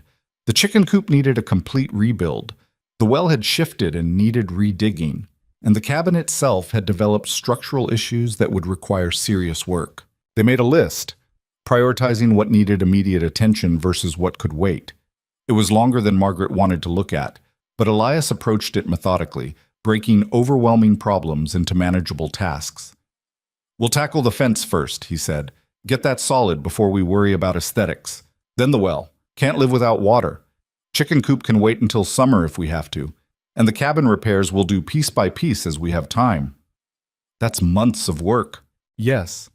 You signed up for winter, not months. Elias looked at her steadily. I signed up for whatever you need. If that's months, that's months. Margaret felt her throat tighten. Why? Why what? Why are you really doing this? And don't say guilt about Thomas. We both know you've done enough to absolve that. He was quiet for a long moment. You remember that carved bird I made? The first one? The one on my windowsill? Yeah, I made it the night after I first met you. Sat in the barn trying to figure out why I couldn't just leave. Why some woman I didn't know, in a falling down cabin, made me want to stay. He picked up a fence post, examining the damage. I realized it was because you reminded me of that bird. Wings spread like you were ready to fly, but stuck on the ground. And I wanted to see what would happen if someone helped you get airborne. That's a pretty metaphor. It's the truth. He set the post down. I'm staying because watching you come back to life has been the most worthwhile thing I've done in years. Because this valley feels more like home than anywhere I've been. And because, he paused, because I care about you. Not as Thomas's widow, not as some project to fix, as Margaret. And I want to be here for whatever comes next. The honesty of it stole her breath. Margaret stood there holding a broken fence post and felt every defense she'd ever built start to crumble. I don't know how to do this. Do what? Let someone care. Let myself care back.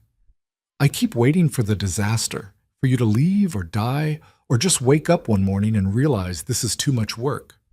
And if none of that happens, if I just keep showing up day after day, boring and reliable, then I guess I'll have to get used to it. Elias smiled. I can live with that. They worked on the fence for the next 2 weeks, replacing posts and restringing wire. The work was hard and dirty and sometimes frustrating, but they developed a rhythm.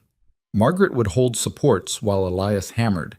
He'd dig post holes while she prepared the new timber, back and forth, complementing each other's strengths, compensating for weaknesses. One afternoon, they were working on a particularly stubborn section when Margaret's grip slipped and a post fell, nearly hitting Elias. He jumped back just in time. Sorry, she said automatically. You okay? Fine. Just tired. But she wasn't fine. Her hands were shaking and her vision was swimming. She'd been pushing too hard, skipping meals to save time, and her body was done pretending that was sustainable. Elias saw it. We're taking a break. We're almost done with this section. And it'll still be here in 20 minutes. Sit down. I don't need... Margaret. His voice was firm. Sit down before you fall down. She wanted to argue, but her legs were already buckling. She sat heavily on a pile of lumber, head in her hands. Elias brought water and made her drink it, then sat beside her. You can't keep doing this, he said quietly. Doing what? Running yourself into the ground trying to prove you don't need help. I'm here. Let me help. I'm letting you help. We're working together. We're working at the pace you set, which is too fast. You're trying to do everything at once because you're afraid if you slow down, you'll lose momentum. But Margaret, you're going to collapse. And then what? She knew he was right, had known it for weeks, but admitting it felt like weakness. I just want the work done. Want everything fixed so I can stop worrying. The work is never done. That's ranch life. Soon as you fix one thing, another breaks. You can't sprint through it. You have to pace yourself. Margaret lifted her head. When did you get so wise? When I watched you work yourself sick and realized someone had to say something. He handed her a piece of jerky from his pocket. Eat. Then we're going back to the cabin and you're resting for the remainder of the day. There's too much. There's always too much. That's the point. You have to decide what's actually important and let the rest wait. He stood, offering his hand. Come on, I'll make dinner. She let him pull her up, let him lead her back to the cabin, let herself rest while he cooked. And it didn't feel like giving up. It felt like trusting someone to carry weight she'd been holding alone too long. That evening, as they ate together, Margaret made a decision. Not a dramatic one, just a quiet choice to stop fighting everything, to accept help when it was offered, to believe that maybe, possibly, this could work. I think we should plant a garden this spring, she said. Elias looked up. Yeah? Yeah. Thomas always wanted one, but we never got around to it. But we could now. If you're staying, I'm staying. Then we should plant a garden. It was such a small thing. Seeds and dirt and hope that something would grow. But it felt like more. Felt like planning for a future instead of just surviving the present. Felt like believing there would be a harvest to enjoy. Elias smiled, and in that smile Margaret saw something that both terrified and comforted her. He loved her. Maybe he didn't say it yet. Maybe he wouldn't for months, but it was there in the way he looked at her, present and patient and waiting for her to catch up. And the terrifying part? She thought she might love him back. April arrived gentle and warm, melting the last snow and turning the valley green. They finished the fence and started on the well.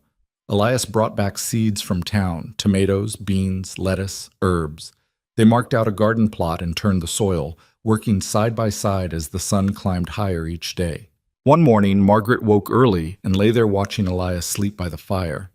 His face was peaceful, younger looking without the weight of awareness. She studied the lines around his eyes, the scar on his jaw, the way his hair fell across his forehead, memorizing him. Not because she thought he'd leave, but because she wanted to remember this feeling, this quiet certainty that she'd chosen right. He stirred and opened his eyes, catching her watching. Morning. Morning. You're staring.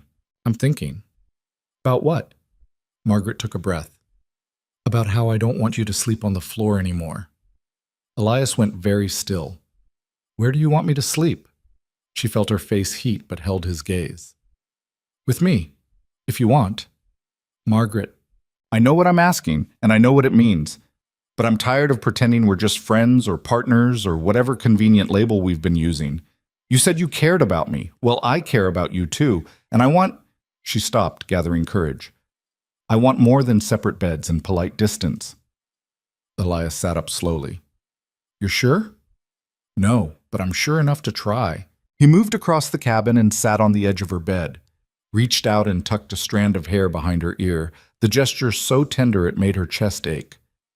I don't want to push you into something you're not ready for. You're not pushing, I'm choosing. And if you regret it tomorrow, then we'll deal with it tomorrow. But right now, today, I'm choosing this. Choosing you. Elias leaned in slowly, giving her every opportunity to change her mind. When his lips met hers, it was gentle, tentative, asking a question. Margaret answered by kissing him back.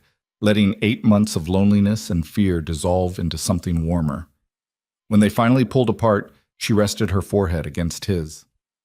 "Stay with me." "Always," he said. And for the first time since Thomas died, Margaret believed in always again. The weeks that followed were different. Not perfect. They still argued about work priorities, and Margaret still had moments where grief ambushed her, and Elias still had habits that drove her crazy. But underneath it all was something solid. A foundation they were building together, one choice at a time. They planted the garden and watched it grow. Fixed the cabin room by room. Started making plans, not just for the next season, but for the next year. The next several years. Building something that would last. The town eventually stopped whispering. Or maybe they didn't, and Margaret just stopped caring. Either way, she rode into Carson's trading post one May morning, and Martha Brennan actually smiled at her. "You're looking well, dear." "I am well." "The cabin holding up?" "Better than it has in years." Martha hesitated, then said, "I'm glad you found help, truly. No one should have to carry everything alone." It was as close to an apology as Margaret would get. She accepted it with a nod and went about her business. On the ride home, she thought about how far she'd come. From the broken woman pointing a rifle at a stranger to someone who could accept kindness without seeing it as weakness. Elias was working on the new chicken coop when she returned. He'd nearly finished it, a solid structure that would last years. She watched him work for a moment, this man who'd appeared in her life when she needed him most and stayed when she'd tried to push him away. "Need help?" she called out. He looked over and grinned. "Always." Margaret dismounted and joined him, and together they finished the work. Two people building something stronger than either could have managed alone. Not because they needed each other to survive, but because they'd chosen to thrive together.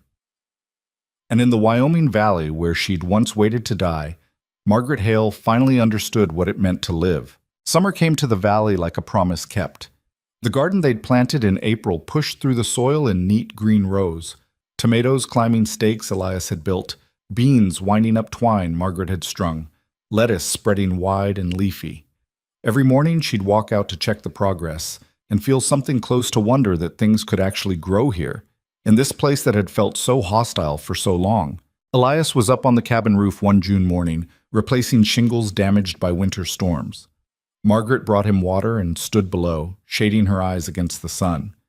"You're going to fall and break your neck," she called up. "Good morning to you, too." "I'm serious. That ladder's older than both of us combined." "Ladder's fine. Stop worrying." He hammered in another shingle, then paused. "Actually, while you're down there being concerned about my safety, you want to hand me those nails? Left them on the porch." Margaret retrieved them and climbed halfway up the ladder to pass them over. From this height, she could see the whole valley spread out, the creek running full with snowmelt, the fence line they'd repaired standing straight and strong, the garden plot bright against brown earth. Their land. The thought still surprised her sometimes. Not hers alone anymore. Theirs.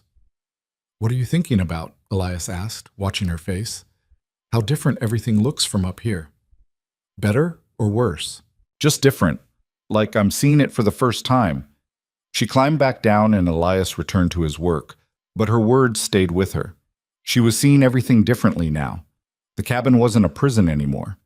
The valley wasn't empty.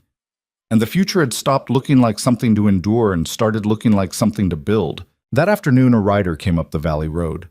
Margaret saw him from the garden and felt her shoulders tense automatically. Visitors still made her wary. But Elias waved from the roof. "It's Carson," he called down, from the trading post. Sure enough, the broad-shouldered man who ran the store dismounted near the porch.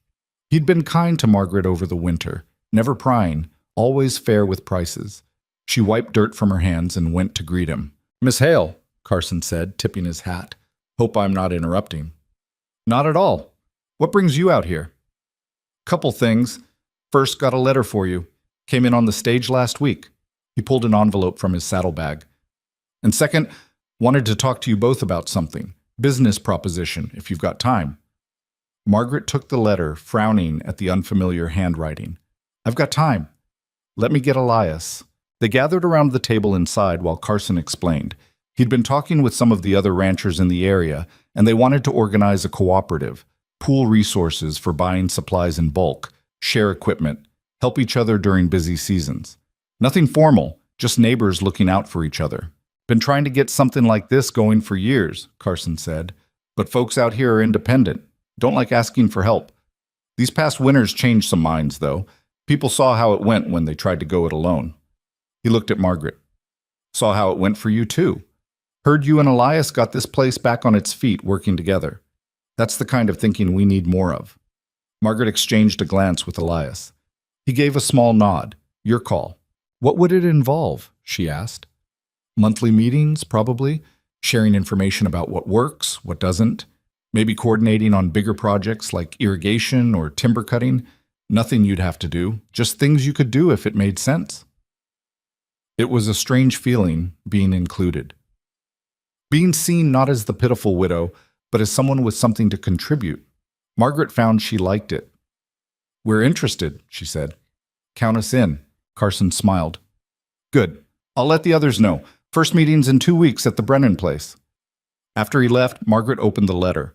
It was from a lawyer in Ohio, dry legal language informing her that a distant aunt had passed and left her a small inheritance. Not much, $300. But more money than Margaret had seen in years. What are you going to do with it? Elias asked, reading over her shoulder. Margaret stared at the number. $300 could buy passage east. Could set her up in a city somewhere, away from this hard country. Could give her an escape if she wanted one. 6 months ago, she would have taken it without thinking. I want to buy cattle, she said. Elias raised his eyebrows. Yeah?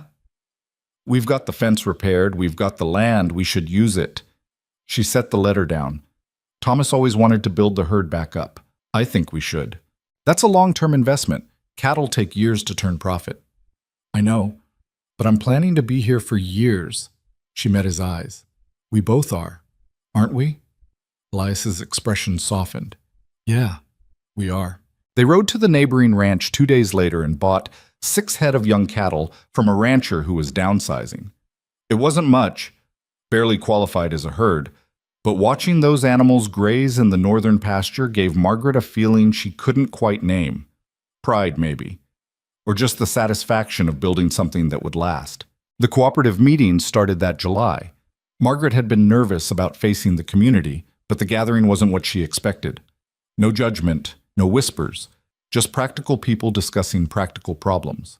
Martha Brennan was there with her husband, Dan Miller from the South Ranch, the Johnsons who ran sheep in the Eastern Valley, a handful of others.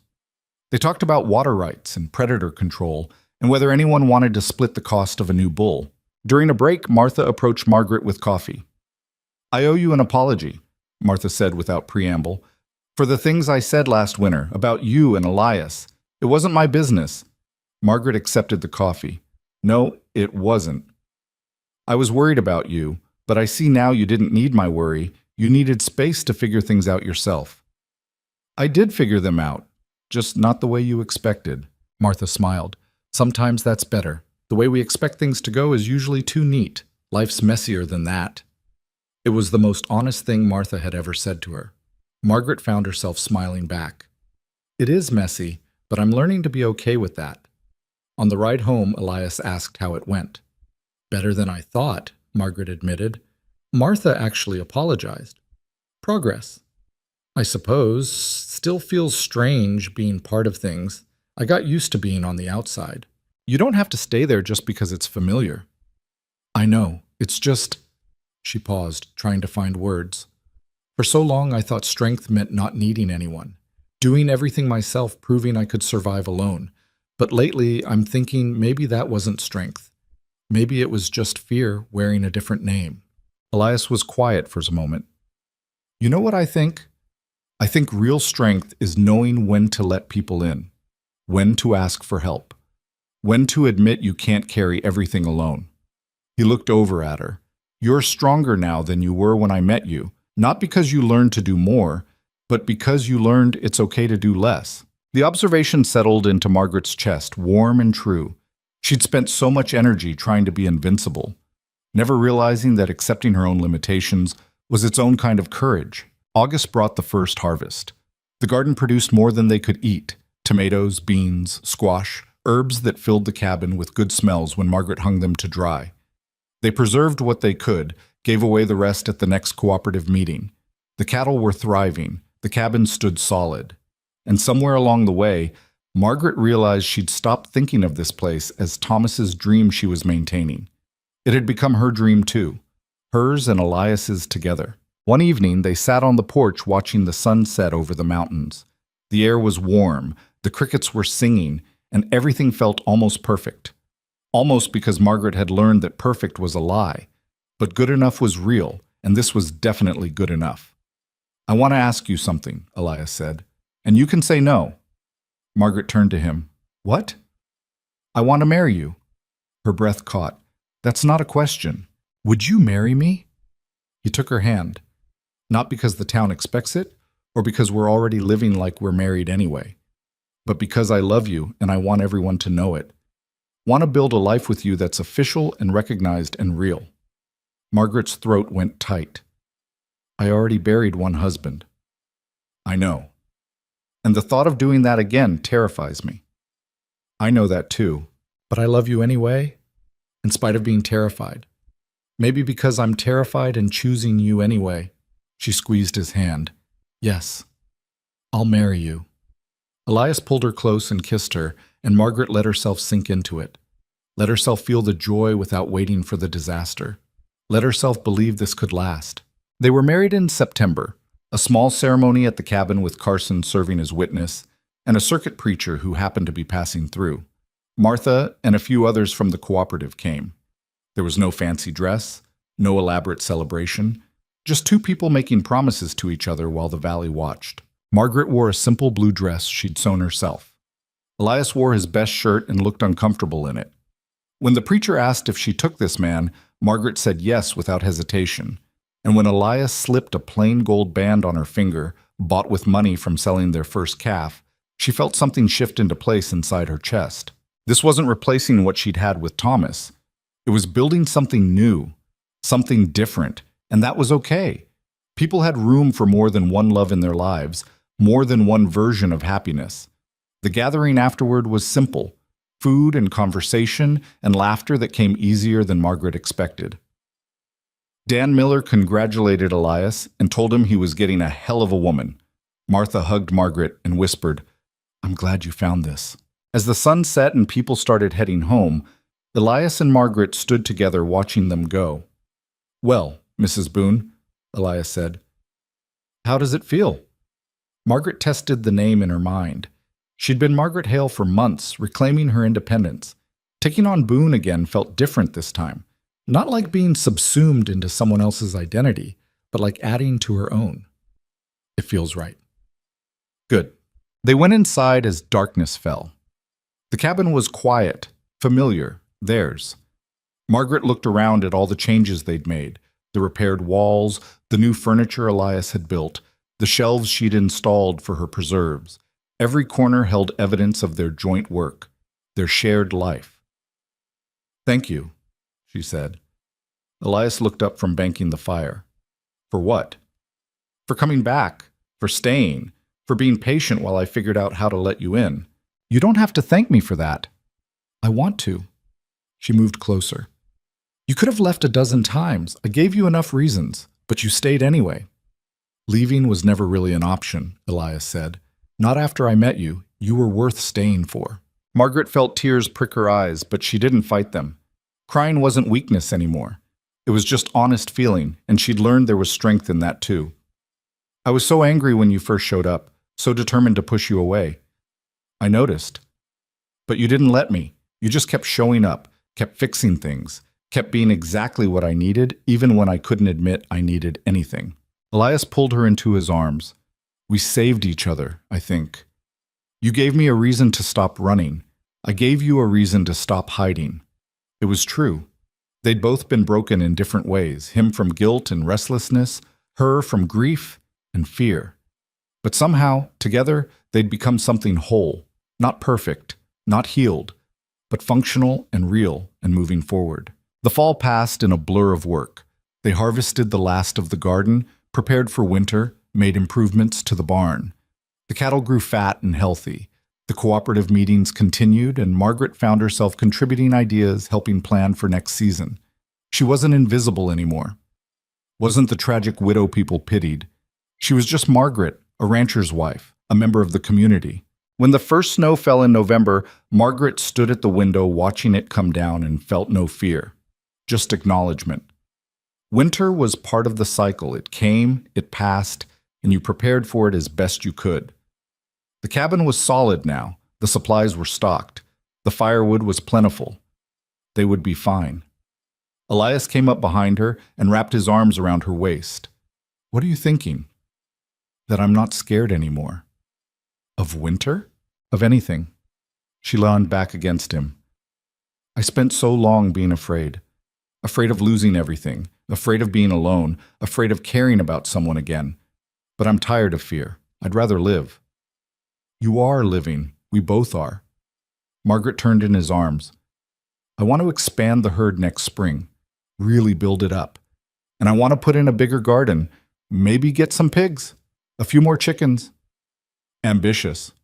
Is that a problem?" "Not even a little." Elias smiled.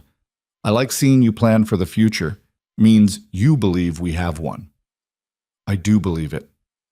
And she did. For the first time in over a year, Margaret could imagine next year and the year after that. Could imagine growing old here, in this valley, with this man. Could imagine a life that was full and complicated and worth fighting for. December came, and this time Margaret marked Christmas. Nothing elaborate, just a small pine tree Elias cut from the woods, decorated with carved birds he'd made and dried flowers she'd saved from summer. They exchanged simple gifts. She gave him new gloves she'd sewn. He gave her a music box he'd bought in town, its delicate mechanism playing a waltz when she wound it. "It's beautiful," she said, turning it over in her hands. "Saw it and thought of you. Figured you could use something that's just pretty.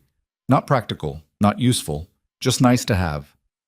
Margaret wound it again and listened to the tinny music fill the cabin. He was right. She had spent so long focused on survival that she'd forgotten about beauty. Forgotten that life could hold things that were just for joy. "Dance with me," she said suddenly. Elias blinked. "Here? Now?" "Why not?" "We don't have music except that box." "Then we'll make do." She wound the music box again and held out her hand. Elias took it, pulling her close, and they swayed together in the small cabin while snow fell outside and the fire crackled warm. It was clumsy and awkward and perfect. When the music wound down, they stood there holding each other, and Margaret thought about how far they'd come. Two wounded people who'd found each other in the worst circumstances and built something neither expected. Not a fairy tale, not a perfect romance, just a real, messy, complicated love that worked because they chose it every day. The winter was hard but manageable. They had everything they needed and each other besides. The cooperative helped when one ranch got snowed in. People showed up with supplies and shovels, dug them out, made sure everyone was safe. Margaret participated in the rescue efforts, riding through bitter cold to help the Johnsons when their sheep got trapped. It felt good to be capable, to be needed, to give back to people who'd helped her. Spring returned as it always did, and with it came new calves, new growth in the garden, new possibilities. Elias built an addition onto the barn. Margaret started teaching some of the younger women from the cooperative how to preserve food properly.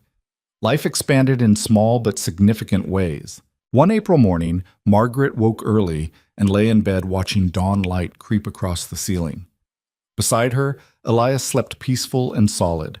Outside, she could hear birds singing, the wind in the trees, the sounds of the valley waking up. Everything felt settled. Right. She'd spent so long thinking happiness was something you achieved and held on to, a destination you reached and defended. But she understood now that wasn't how it worked. Happiness was just this. Ordinary mornings, good coffee, work that mattered, someone to share it with. Nothing dramatic or extraordinary, just life, lived honestly and well. Elias stirred and opened his eyes. "Morning, morning. You're staring again." "I'm appreciating." He pulled her closer. "Appreciate all you want." They lay there a while longer in no hurry to start the day. Eventually they got up, made coffee, went outside to check on the animals. The routine was familiar now, comfortable. Margaret fed chickens while Elias milked the cow. They worked together to move cattle to fresh pasture. Small tasks, done in partnership that added up to a life. At breakfast, Elias mentioned that Carson was looking for someone to take over part of his trading post operation. Says he's getting older, can't manage everything himself. Thought maybe we'd be interested in running the supply side. He'd handle the trade goods. We'd manage bulk orders for the cooperative. Margaret considered. It would mean more work, but also more income, more connection to the community, more investment in the valley's future. I think we should do it. Yeah? Yeah, we came this far. Might as well keep building. Elias grinned. You've changed, you know that? When I met you, you could barely think past the next day. Now you're planning business expansions. I had a good teacher. I didn't teach you anything. You learned it yourself. I just stuck around to watch. Margaret reached across the table and took his hand. You did more than watch. You showed me it was possible to survive loss without becoming defined by it. Showed me that letting someone care isn't weakness, that asking for help doesn't mean giving up control. She paused. You saved my life, Elias. Not the dramatic way, pulling me from a fire or something. The quiet way. By showing up every day and refusing to let me disappear into my grief. We saved each other, Elias said quietly. I told you that before. It's still true. And it was. Margaret had given him a home, a purpose, a reason to stop running. He'd given her hope, partnership, a future worth living toward. They'd both been broken, and together they'd built something whole. The years that followed weren't easy. Ranching never was. There were droughts and hard winters and cattle that got sick and equipment that broke down. There were arguments, sometimes small, sometimes significant. There were moments when Margaret still felt the ghost of her old fears, still caught herself waiting for disaster. But there were more good times than bad. Harvests that exceeded expectations, neighbors becoming friends, long summer evenings on the porch, quiet winter nights by the fire, the simple satisfaction of work done well and a life built with intention. 5 years after Elias first rode into her valley, Margaret stood in the same spot where she'd once pointed a rifle at a stranger. The cabin behind her was sturdy and well-maintained. The barn was full. The garden flourished. The cattle had grown into a respectable herd. And beside her stood a man who'd proven every day that some people do stay, if you let them. What are you thinking about? Elias asked. It was his favorite question. How different everything looks from where I started. Better? So much better. She turned to him. You know what I'm most proud of? What? That I chose this. All of it. Nobody forced me, nobody rescued me against my will. I made the choice to let you in, to build this life, to keep going even when it was hard. That was me, my decision. And you stand by it? Margaret looked at the valley spread before them, their valley, their life, their future. Every single day, because that was the truth she'd learned, the lesson written into every board they'd repaired, and every fence they'd mended, and every morning they'd woken up together. Strength wasn't about doing everything alone. It was about knowing when to hold on and when to let go, when to fight and when to surrender, when to build walls and when to tear them down. She'd been so afraid of needing someone, thinking it would make her weak. But she'd been wrong. Needing someone and choosing to trust them with that need, that took courage she never knew she had. And the life she'd built with Elias, the home they'd created together, was stronger than anything she could have managed alone. The sun set over the Wyoming mountains, painting the sky in colors that had no names. Margaret and Elias stood together watching it, two people who'd found each other in the frozen dark and made it through to the light. Not by luck, not by fate, but by showing up day after day and choosing each other when it would have been easier to walk away. And in that choice, that simple, daily, unglamorous choice, they'd found something more valuable than gold or land or any fortune the world could offer. They'd found home, not a place, not a building, but the feeling of belonging somewhere, with someone, completely and without reservation. The widow in the frozen valley had become a woman with a future. The wandering scout had become a man with roots. And together they'd proven something the harsh country had tried to teach them, but they'd had to learn for themselves. That the strongest things aren't built in isolation, but in partnership. That true independence comes not from refusing help, but from choosing who to trust with your vulnerability. And that love, real, messy, complicated, everyday love was the most practical form of survival there was. As darkness fell, they went inside together. Tomorrow would bring more work, more challenges, more reasons to keep choosing each other. But tonight, in the cabin they'd rebuilt and the life they'd created, all was well. And that was enough.